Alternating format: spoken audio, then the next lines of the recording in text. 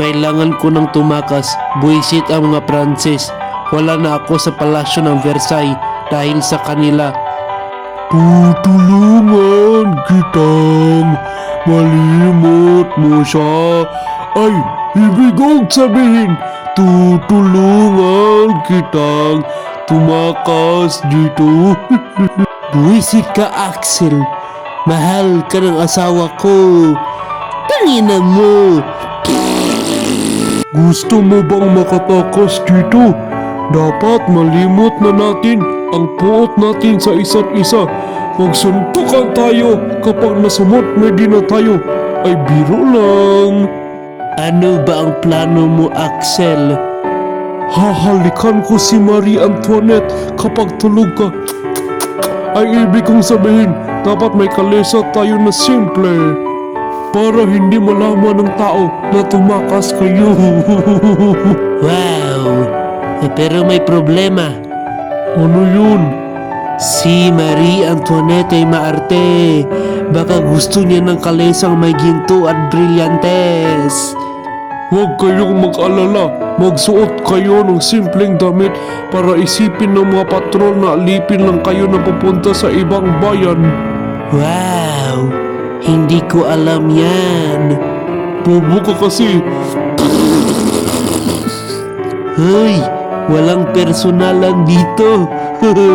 Honyo 20, 17, 91. Marie Antoinette, bilisan mo na dyan. Hintay lang. Gusto kong dalhin ang aking malaking bagahe, mga perlas at ibang hiyas. Pero baka malaman nila na tayo ang pamilyang Maharlika kapag may dala kang ganyan. Ibig kong sabihin, anong klaseng alipin ang may hiyas? Palagi kang mag-alala. Ang utak mo ay gawa sa ere.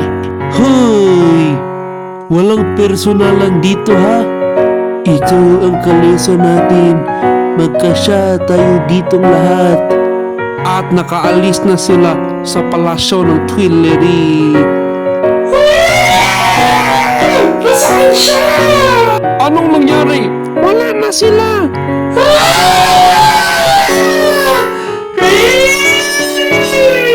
Ha ha ha ha. Hindi nila alam na nakatakas na kami. Ngayon may counter-revolution. Ha ha ha ha. Ang bagal ng kalesang ito. Hoy, bakit nawala ang mga escort ng militar? Nasaan na sila?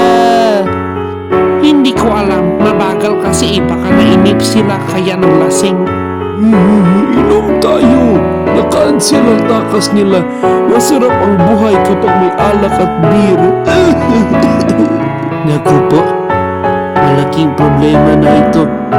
Baka mahuli nila tayo. Sandali lang, parang kilala ko yung tao na yun, ha? Kamukhang-kamukha niya yung tao na nasa perang papel ko. Baka yan ang hari. Habang nahihirapan ang mga magsasaka sa buhay nila, tapos magbayad sila ng napakamahal na buwis habang sila'y nabubuhay na mayaman, ngayon balak nilang tumakas. Sabihin ko sa mga taong bayan, Hoy, ikaw ba yung hari? Hindi, ako nga pala si Monsieur Durand. aminin mo na at kilala ko yung kasama mo si Marie Antoinette. Tama! Alam namin na ikaw ang hari. Aminin mo na. Anong nangyari dito? Hoy, matandang baliw. Nakatira ka sa palasyo ng Versailles noon, di ba? Siyempre, kilala ko yung hari at reyna nga eh. Ganon ba? Mabuti yan. Eh, sino ito? Uh-oh. Wow, iyong kamahalan. Halikan ko kamay mo.